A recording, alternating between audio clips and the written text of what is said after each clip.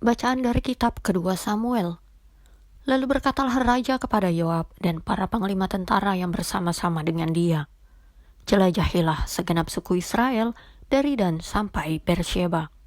Adakanlah pendaftaran di antara rakyat, supaya aku tahu jumlah mereka."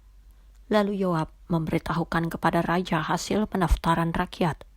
Orang Israel ada 800.000 orang perangnya yang dapat memegang pedang, dan orang Yehuda ada 500.000.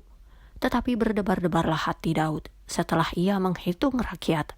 Lalu berkatalah Daud kepada Tuhan, "Aku telah sangat berdosa karena melakukan hal ini. Maka sekarang Tuhan, jauhkanlah kiranya kesalahan hamba-Mu, sebab perbuatanku itu sangat bodoh." Setelah Daud bangun daripada waktu pagi, datanglah firman Tuhan kepada Nabi Gad, pelihat Daud, demikian, "Pergilah, katakanlah kepada Daud, beginilah firman Tuhan, 3 perkara kuhadapkan kepadamu. Pilihlah salah satu daripadanya, maka aku akan melakukannya kepadamu." Kemudian datanglah Gad kepada Daud, memberitahukan kepadanya dengan berkata kepadanya, "Akan datangkah menimpa engkau 3 tahun kelaparan di negerimu? Atau maukah engkau melarikan diri 3 bulan lamanya dari hadapan lawanmu, sedang mereka itu mengejar engkau? Atau akan adakah 3 hari penyakit sampar di negerimu? Maka sekarang pikirkanlah dan timbanglah, jawab apa yang harus kusampaikan kepada yang mengutus aku."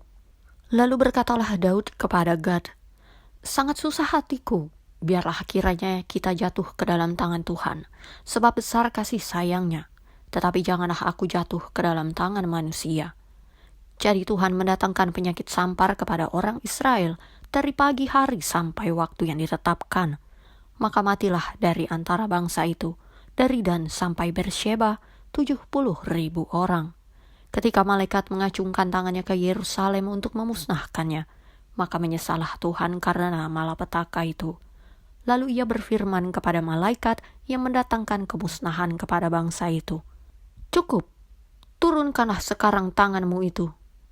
Pada waktu itu malaikat Tuhan itu ada dekat tempat pengirikan Araunah, orang Yebus.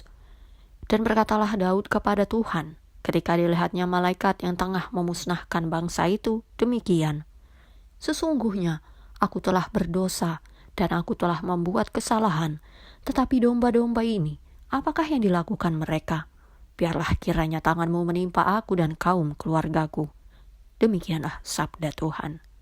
Mazmur tanggapan, "Ya Tuhan, ampunilah semua dosa kesalahanku." Berbahagialah orang yang diampuni pelanggarannya, yang dosanya ditutupi. Berbahagialah manusia yang kesalahannya tidak diperhitungkan Tuhan, dan yang tidak berjiwa penipu. Ya Tuhan, ampunilah semua dosa kesalahanku. Dosaku kuberitahukan kepadamu, dan kesalahanku tidaklah kusembunyikan. Aku berkata, aku akan mengaku kepada Tuhan pelanggaran-pelanggaranku, dan Engkau mengampuni kesalahan karena dosaku. Ya Tuhan, ampunilah semua dosa kesalahanku. Sebab itu, hendaklah setiap orang saleh berdoa kepadamu, selagi Engkau dapat ditemui. Sesungguhnya pada waktu banjir besar terjadi, itu tidak melandanya. Ya Tuhan, ampunilah semua dosa kesalahanku. Engkaulah persembunyian bagiku, terhadap kesesakan Engkau menjaga aku. Engkau mengelilingi aku, sehingga aku luput dan bersorak. Ya Tuhan, ampunilah semua dosa kesalahanku. Bacaan Injil menurut Santo Markus. Kemudian Yesus berangkat dari situ dan tiba di tempat asalnya, sedang murid-muridnya mengikuti dia. Pada hari Sabat ia mulai mengajar di rumah ibadat, dan jemaat yang besar takjub ketika mendengar dia, dan mereka berkata, "Dari mana diperolehnya semuanya itu? Hikmat apa pulakah yang diberikan kepadanya? Dan mujizat-mujizat yang demikian, bagaimanakah dapat diadakan oleh tangannya? Bukankah ia ini tukang kayu, anak Maria, saudara Yakobus, Yoses, Yudas, dan Simon? Dan bukankah saudara-saudaranya yang perempuan ada bersama kita?" Lalu mereka kecewa dan menolak dia. Maka Yesus berkata kepada mereka, "Seorang nabi dihormati di mana-mana, kecuali di tempat asalnya sendiri, di antara kaum keluarganya dan di rumahnya.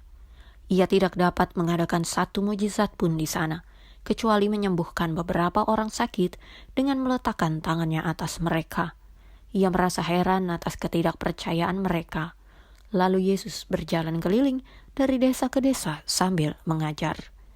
Demikianlah Injil Tuhan.